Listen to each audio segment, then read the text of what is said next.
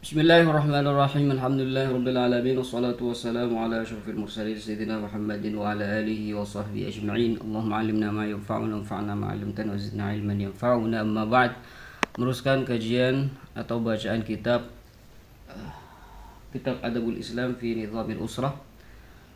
Qala al-musannifu rahimahullah wa nafa'ana bihi wa maddana bi asrarihi wa bikum amin. كان عليه الصلاة والسلام يمزح مع النساء متنزلا إلى درجات عقولهن في العمل والخلق. Nabi Shallallahu Alaihi Wasallam itu sering bercanda gurau dengan istri-istri beliau sampai beliau itu turun di derajat akal mereka.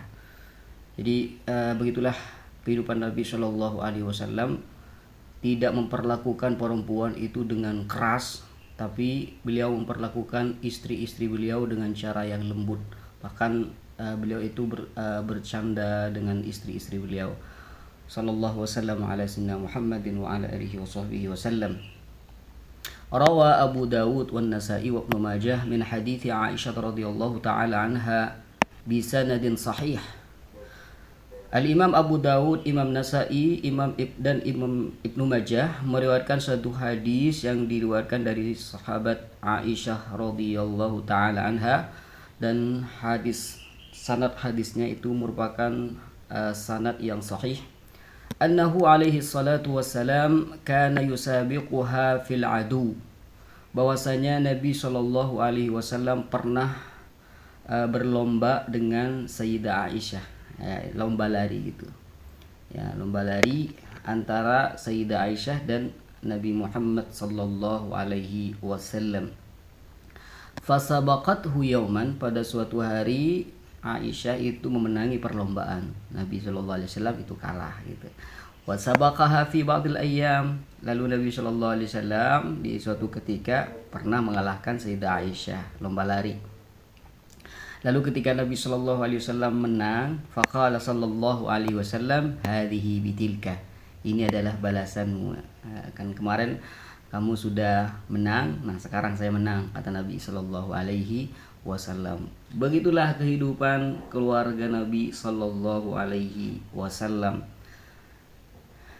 Nabi Shallallahu Alaihi Wasallam itu bercanda dengan istri-istri beliau, tentunya dengan candaan yang positif ya. Wa fi ma rawahu al-Hasan ibn Sufyan fi musnadihi an Anas radhiyallahu ta'ala anhu annahu sallallahu alaihi wasallam kana min afkahin nasi ma'a nisa'ih. Dan ada satu hadis yang diriwayatkan oleh Hasan ibn Sufyan dalam musnadnya, di mana hadis itu diriwayatkan dari sahabat Anas radhiyallahu ta'ala anhu bahwasanya Nabi sallallahu alaihi wasallam kana min afkahin nasi ma'a nisaihi.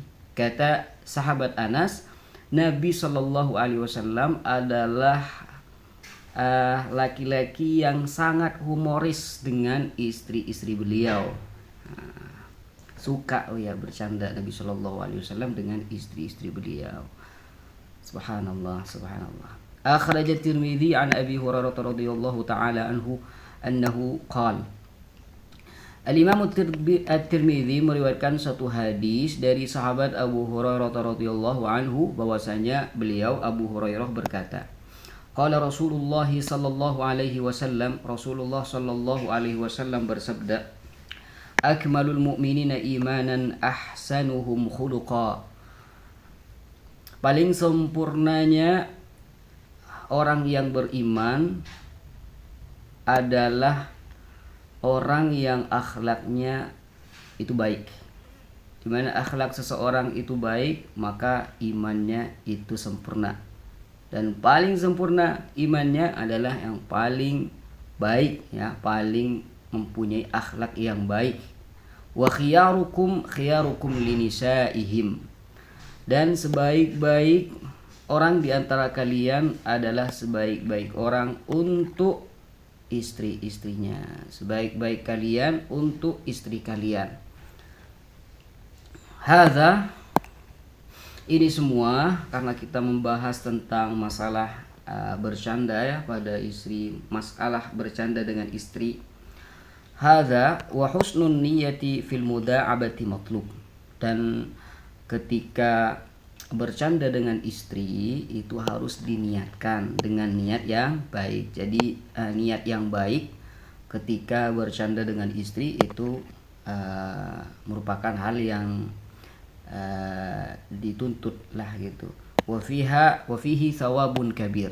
Apabila orang itu bercanda, suami misalkan bercanda dengan istrinya, dan candaan tersebut merupakan candaan yang positif, diniatkan dengan niat yang baik agar istri senang, agar hatinya senang, diniatkan seperti itu, maka dia akan mendapatkan pahala yang besar. Wa alaihi idza mazaha ay yasdaqa wa la yakdzib. Dan di antara fikihnya, suami kalau misalkan ingin bercanda dengan istrinya, usahakan ya jangan sampai licik ya dalam candaannya. Jadi dia berusaha jujur ketika bercanda. Wa ayyakuna mu'tadilan, dan harus ya disetarakan ya, fala yazidu ila an tajtari alaihi. Jangan berlebih-lebihan dalam candaannya sampai berani kasar atau yang lainnya. Fa inna dzalika yufsidu khuluqaha. Maka karena kalau misalkan dia melakukan demikian, maka akan merusak akhlak dan karakter dari istrinya. Wa yuzilu haibatahu min qalbiha, sehingga haibah dan kehormatan suami itu akan hilang di hatinya kalau melakukan seperti itu. Nah, setelah kita membahas isyratul rajul lil mar'ah, nah sekarang dibalik, isyratul mar'ah lil rajul dalam kehidupan keluarga. Bagaimana istri itu bertindak atau melakukan atau memperlakukan suaminya, bagaimana cara yang baik yang disarankan oleh Islam. Wa min husni isyratil mar'ati lirrajul, di antara akhlak yang mulia yang bisa dilakukan oleh perempuan pada suaminya adalah alla tuhammila zawjaha ma la taqata lahu bihi. Seorang istri itu harusnya tidak membebankan suaminya apa yang suaminya tidak mampu untuk mengembannya. Memaksa dia beli sesuatu yang mungkin suaminya tidak bisa membeli itu, maka jangan lakukanlah seperti itu, hai para istri. Jadi istri itu diantara akhlak yang baiknya adalah tidak membebankan suami dengan yang di luar kemampuannya. Seperti itu teman-teman. Wala tatlubu minhu ma yazidu 'alal hajah. Jangan sampai istri itu minta pada suami sesuatu yang di luar kebutuhan ya, di luar kebutuhan atau bahkan di luar kemampuan suami. Jangan sampai melakukan seperti itu, wahai para istri. Wa hadza fil ma'na i'anatun li zawjiha 'ala al-iktisad. Jadi apabila perempuan atau istri itu tidak menuntut pada suami apa yang suami tidak mampu atau di luar kebutuhan, maka dia telah membantu suaminya untuk selalu hemat gitu. Innal qana'ata tu'ammirul buyut. Karena sifat menerima apa adanya itu akan memakmurkan rumah atau keluarga. Jadi di satu keluarga itu harus mempunyai sifat qanaah, sifat menerima apa adanya. Wa tuqi'ul ulfah, dengan sifat ini, dengan sifat qanaah, dengan sifat menerima apa adanya, dikasih sama suami misalkan sesuatu, ya terimalah apa adanya. Dan dengan penerimaan seperti itu, ya menerima dengan lapang dada, dengan senang hati, maka akan mewujudkan ulfah atau kasih sayang antara suami dan istri. Wa innal jasha'a wa tama'a yud'ifanil mahabbah. Ini perlu diperhatikan nih. Apabila seorang itu rakus, tamak ya, senang dunia, itu akan melemahkan kecintaan antara suami dan istri. Dan itu yang terjadi, maka itu yang terjadi. Wa ya'tiyani bil karahah. Apabila suami ini tamak, istri juga tamak, itu akan melemahkan kecintaan antara mereka berdua, bahkan akan mewujudkan kebencian antara mereka berdua. Wa ma ahsanal mar'atal qani'ah. Alangkah indahnya perempuan yang menerima apa adanya. Dzatul khuluqil karim, yang mempunyai akhlak yang mulia. Al hasanatut tasarruf fil qalilir rizq, yang pintar mengelola keuangan, pintar mengelola uang yang sedikit, liyakfiyaha wa zawjaha wa auladaha, agar bisa mencukupi dia sendiri, mencukupi suami, mencukupi anak-anak mereka berdua. Nah, itu istri yang bagus yang seperti itu. Pintar mengelola uang. Karena biasanya perempuan itu kadang dia yang mengendalikan uang itu di dalam satu keluarga. Maka di antara akhlak yang mulia bagi seorang perempuan adalah seperti itu, harus pintar mengelola uang agar uang ini bisa cukup untuk dia sendiri, untuk suami, dan juga untuk anak-anak mereka berdua. Nah, seperti itulah istri yang baik. Ini adalah kitab Adabul Islam fi Nizamil Usrah, akhlak Islam, ajaran Islam dalam membangun keluarga yang baik. Di mana kitab ini dikarang oleh As-Sayyid Muhammad bin Alawi Al-Maliki Al-Hasani rahimahullahu taala. Dan ini adalah pertemuan yang ketiga ya di pembacaan keempat ya. Di pertemuan yang keempat di pembacaan kitab Adabul Islam fi Nizamil Usrah. Wa 'alal mar'ati an targhaba 'anil kasbil haram. Dan bagi perempuan itu harus tidak menyukai kasab atau mencari uang dengan cara yang haram. Nah, seperti itu harus ditanamkan di hati seorang istri akan kebencian harta haram. Jadi seorang istri itu harus benci terhadap harta yang haram atau perlakuan yang haram. Kenapa? Lima fihi minal halaki wad damar. Karena harta yang haram itu akan membawa kerusakan dan malapetaka. Fakullu nahmin, kata beliau, fakullu lahmin nabata min suhtin fannaru aula bih. Karena setiap daging yang tumbuh yang besar dari sesuatu yang haram, makannya riba, makannya uang haram, keluarga dikasih uang haram, maka daging mereka itu akan tumbuh dari yang haram. Sehingga apabila daging itu sudah terbentuk dari yang haram, fannaru aula bih, maka api neraka lebih pantas membakar kulitnya. Nas'alullah al-'afwa wal-'afi was-salam wal-lutf. Ya Allah, ya Allah, ya Allah. Wa qad kana nisa'u salafi taqulu al-wahidatu minhunna li zawjiha aw abiha. Istri-istri salafun salih, ulama-ulama kita terdahulu, istri mereka itu berkata pada mereka, pada ulama-ulama itu. Jadi istri mereka itu ada yang berkata seperti ini, atau berkata pada ayah mereka, Iyaka wa kasbal haram. Jangan sampai lakukan yang haram, mengambil harta yang haram. Jangan sampai kamu membawakan harta yang haram untuk kami. Jangan sampai. Apa kata istri-istri mereka itu? Fa inna nasbiru 'alal ju'i wad-dur. Karena kami itu akan sabar, akan kuat menahan lapar daripada harus makan harta yang haram. Nah, kata beliau, wala nasbir 'alan nar. Ini riwayat itu dari beliau, wala nasbir 'alan nar. Kami, kata istri-istri salafus saleh ini, tidak kuat menahan api neraka, tapi untuk menahan rasa lapar ini kami kuat. Wala yasihhu li zawjiha imti'adaha min tahawuli mali zawjiha min yusrin ila usrin. Ini yang harus juga diperhatikan oleh istri, dimana kalau misalkan suami lagi dalam keadaan mudah secara finansial itu cukup, bahkan lebih, kadang istri itu bahagia, senang ketika melihat suami dalam keadaan seperti itu. Tapi begitu suami itu sudah hancur, secara finansialnya turun, perekonomiannya tidak punya uang misalkan, lalu istri akan berubah ya, Nah, itu yang diperingatkan oleh Islam, jangan sampai seperti itu. Seorang istri jangan sampai seperti itu. La yasih, kata beliau, la yasihnya gak pantas. Gak pantas seorang istri itu marah-marah atau bahkan emosi ketika ada perubahan di harta suaminya yang asalnya itu yusrun, muda, ya kaya, lalu berubah jadi miskin. Faminal qabih, maka sangatlah jelek ya. Faminal qabih, sangatlah jelek anta taghayyara bi taghayyuril hal. Apabila seorang istri itu berubah dengan perubahan keadaan suaminya. Ya jangan. Inna 'alaiha an tarda bil qada.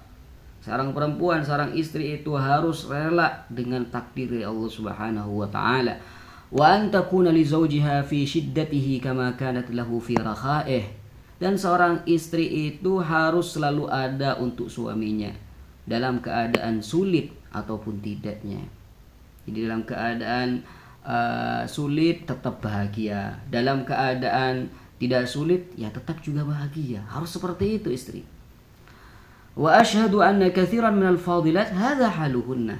Ini kata Sayyid Muhammad bin Alawi Al-Maliki, dan saya bersaksi orang-orang dulu itu, istri-istri ulama terdahulu seperti ini keadaannya.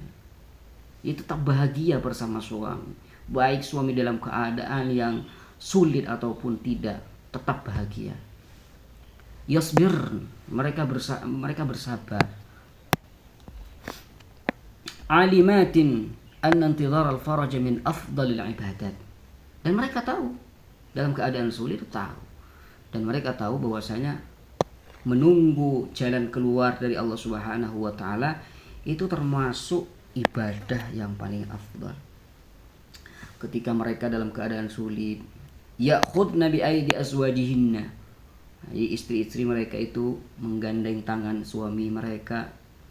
Wa ya'malna fil khiyat wa nahwiha. Ayo sayang, misalkan, ayo ke tempat sesuatu, ke tempat demikian, misalkan dia kerja menjahit seperti yang dicontohkan di sini. Yastadirna rizqa hatta tanfarijal azmah. Mereka dengan itu mencari rizki agar dibukakan pintu kemudahan oleh Allah Subhanahu wa taala, sehingga watang qasyi'ul syiddah, kesulitan pun akan menjadi hilang dan lenyap. Wa ma ahsanal ilma bi anna ma'al usri yusra. Alangkah baiknya, alangkah indahnya apabila seorang istri itu tahu bahwasanya setiap kesulitan itu ada kemudahannya. Wa anna an-na'imad dunyawi qad yasiru sahibahu ila al-ana'il ukhrawi. Dan alangkah indahnya apabila seorang itu tahu bahwasanya kenikmatan dunia itu barangkali akan menjadikan beban kelak di akhirat. Ya, jadi harta yang banyak belum tentu menjadi kemuliaan bagi dia kelak di surga, kelak di akhirat. Belum tentu. Arwah, ini buktinya ada hadis Arwah Ibnu Abi Dunya anin Nabi sallallahu alaihi wasallam annahu qala. Ada satu hadis yang diriwayatkan oleh Ibnu Abi Dunya. Nabi sallallahu alaihi wasallam pernah bersabda, qala wa qad asabahu ju'un yawman. Nabi sallallahu alaihi wasallam pernah bersabda di mana beliau ketika itu dalam keadaan lapar. Fa'amada ila hajarin fawada'ahu ala batnih. Lalu beliau, Nabi sallallahu alaihi wasallam ketika lapar mengambil batu lalu diikatkan ke perut beliau yang mulia.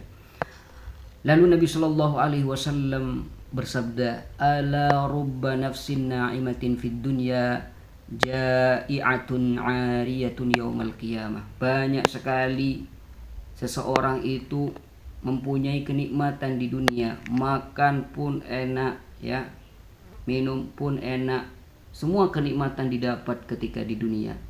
Tapi kelak di hari kiamat ja'i'atun akan merasa lapar, 'ariyatun tidak mempunyai pakaian, telanjang di hari kiamat. Dan banyak seperti itu kata Nabi sallallahu alaihi wasallam. Ala rubba mukrimin li nafsihi wa huwa laha muhin. Banyak sekali orang-orang yang memberikan kehormatan untuk dirinya. Maksud dari memberikan kehormatan pada dirinya, semua yang diminta oleh nafsunya direspon. Misalkan nafsunya ingin makan yang itu yang enak, langsung makan itu langsung, jadi langsung direspon gitu. Berarti apabila seorang itu selalu merespon dirinya, nafsunya, maka dia telah menghormat dirinya sendiri, memberikan kehormatan pada nafsunya. Nah, kata Nabi, banyak sekali orang yang selalu memberikan kehormatan pada nafsunya, pada dirinya, tapi kelak di akhirat muhin, akan menghinakan nafsunya, akan menghinakan dirinya. Kenapa kok hina? Karena dia tidak mendapatkan tingkat atau derajat yang tinggi kelak di hari kiamat. Ala rubba muhinin li nafsih. Banyak sekali orang-orang yang merendahkan dirinya, tidak memberikan penghormatan pada dirinya. Bagaimana maksud tidak memberikan penghormatan pada dirinya? Setiap nafsunya ingin sesuatu, ditolak. Ingin makan bakso misalkan, ditolak. Dia menahan diri, berarti dia telah memberikan kehinaan pada nafsunya. Wa huwa laha mukrim. Tapi kelak di akhirat, orang yang melakukan itu akan memberikan kemuliaan untuk dirinya. Karena dengan kesabarannya waktu di dunia, maka dia akan mendapatkan kemuliaan kelak di akhirat. Allahumma salli ala sayyidina Muhammadin wa ala alihi wa sahbihi wa sallim tasliman. Assalamualaikum warahmatullahi wabarakatuh.